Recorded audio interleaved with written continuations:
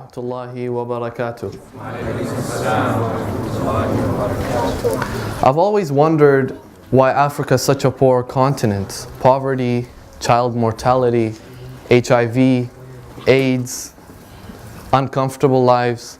So I did some research, and the facts that I was able to get were unbelievable. So that's why I'm here today and spreading awareness about Africa, because I believe it's something very important we need to spread awareness about. So first I'll start talking about the people of Africa. So there's a population of 1.2 billion Africans. They have 59 million children ages 5 to 17 that are involved in hazardous work. That's hazardous work, not any work. 75% of the world's poorest countries are in Africa. 49% of the African population lives on $1.25 a day or less. 414 million people live in extreme poverty. More than 30% of citizens are undernourished. 500 million people living in Africa live without electricity. 738 million lack access to clean water.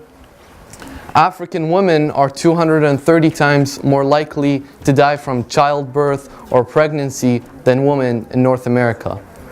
And finally, UN calculated that 3,000 kids die every single day in Africa just from malaria. So you look at all these facts and you say, why is that? Why is it that this continent is so poor? So much death. Can it be true that Earth doesn't sustain enough resources for everyone? Well, no. When you look at the world's wealth disparity, there's a tremendous gap.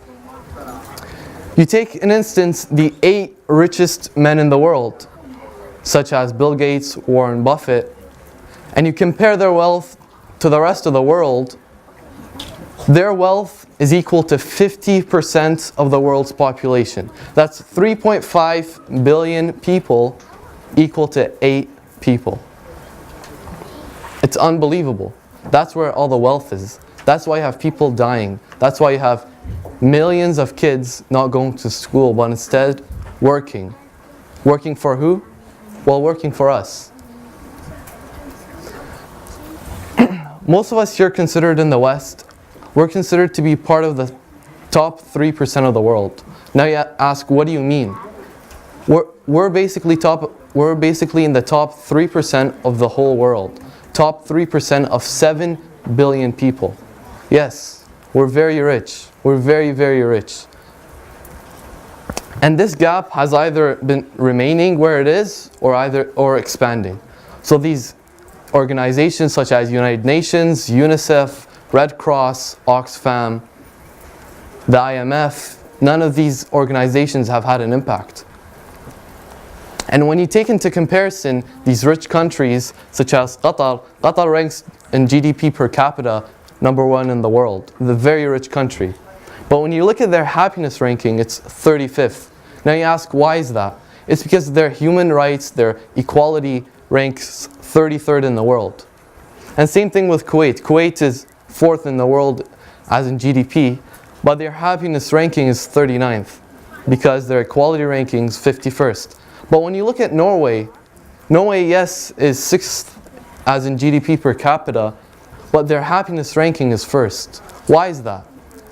It's because their equality and human rights, it's 1st in the world. So you see, it's not wealth equals happiness. It's wealth plus human rights plus equality that equals happiness. So these people in Africa, they don't need the money. They don't need the foreign aid. What they need are their human rights. They need their equality. And so when I grew up in the West, I was always told Africa's a poor continent. And we always send money there, we always aid them. But that's not very true. Africa is one of the richest continents in the world in terms of natural resources. From oil to gas, to timber, to diamonds, to gold. And matter of fact, many of us here today, we have iPhones. And these iPhones, one of the ingredients is only available in Africa. So you see, we live our lives here and it's dependent on these people in Africa. Many of our electronics today, the ingredients for them are only found in Africa. And statistics display that Africans should be the wealthiest citizens on the globe. And matter of fact, Africa's land is one of the most unique and nicest in the world. So you look at Africa and you say, now you're probably thinking, a rich continent, oil, gas, diamonds, gold. Why are they so poor? Exploitation. So you see, it all started from colonization, the partition of Africa. Years ago, the Western powers went into Africa and they divided it into many countries, just like how they did to many other places in the world. But what they did is they didn't do any division. What they did is they grouped ethnic groups that didn't like each other, groups that had a little bit of hatred.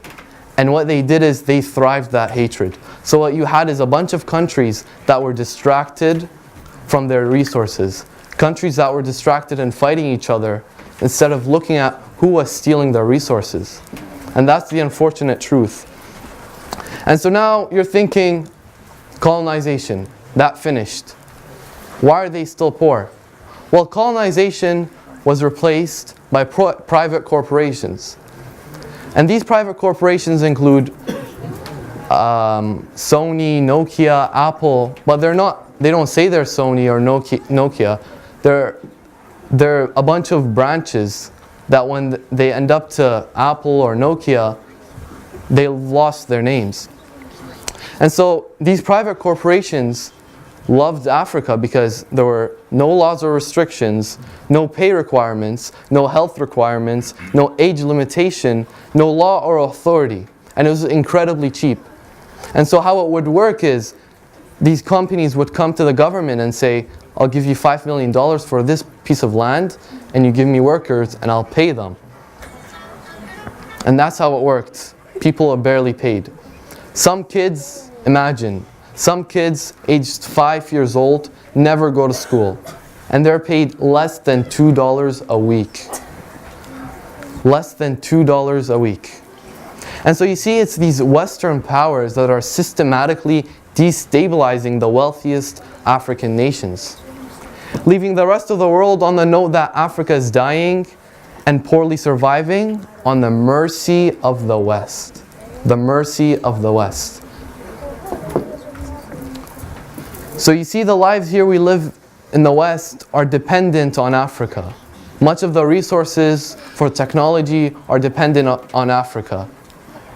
But that's quite ignored, and we don't get taught that. So when you move on to next foreign aid,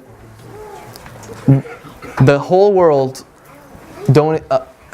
lends Africa an average of $50 billion every year. But that $50 billion is not an aid. It is sort of an aid, but it's a lend, it's a loan. So for every dollar given to Africa, $7 are taken back. France, every year, receives $500 billion from Africa. $500 billion from Africa. Why, you ask? Debt repayment. Which debt? The colonization debt. So you see the unfairness? Where's the equality? And so these Western powers are imposing their way of helping. So there's 40,000 NGOs, non-governmental organizations. But these organizations claim to aid, such as Red Cross, Oxfam, UNICEF. So we always hear of them, but have they really had an impact on Africa? What they actually do is they just put a band-aid on a problem, and they know at one point that band-aid is going to come off. And so there's no real solutions. It's only temporary. Why? It's because if Africa rises and becomes powerful, the West will get affected. We're going to get affected.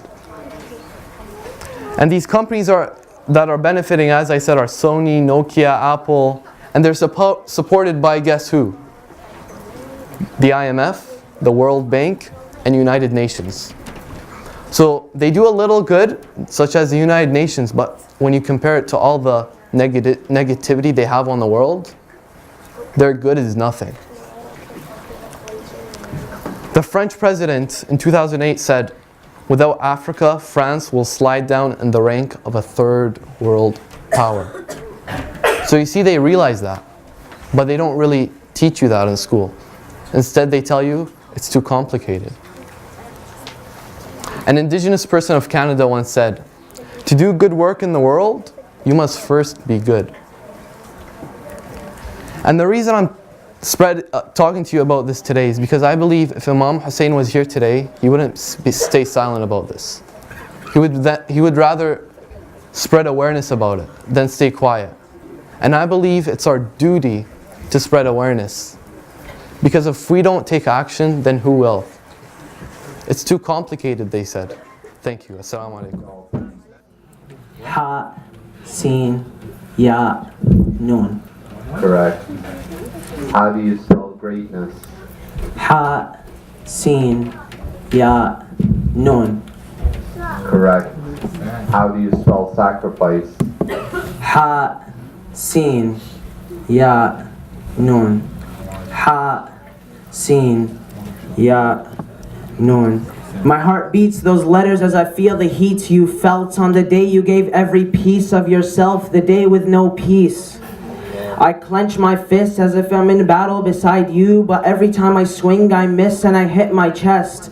And I feel my tears flowing from my right to my left, like your companions, you told them to leave, but not a single soul left. They gave you their best, but my heart won't leave you. But you left us so soon. My heart pumps the blood that spells out Ha, Sin, Ya, Nun. Ha, Sin, Ya, Nun. A name that shines a light in every room. A name which you can never describe its magnitude. A name in Jannah placed as one of its youth. A name that has nothing to prove. A name that guides us until the return of the Ma'soom. A name today all of humanity salutes as our hearts scream Ha, Sin, Ya, Nun. Ha, Sin, Ya, Nun. The fragrance that never fades, the flower always in full bloom, the story that always stays in our minds, never removed, the one who stood for humanity and never moved, the one whose principles were so strong they could never move. But when we hear your story, our tears in our hearts are always moved down our cheeks as our hearts speak and spell out to you Ha, Sin, Ya,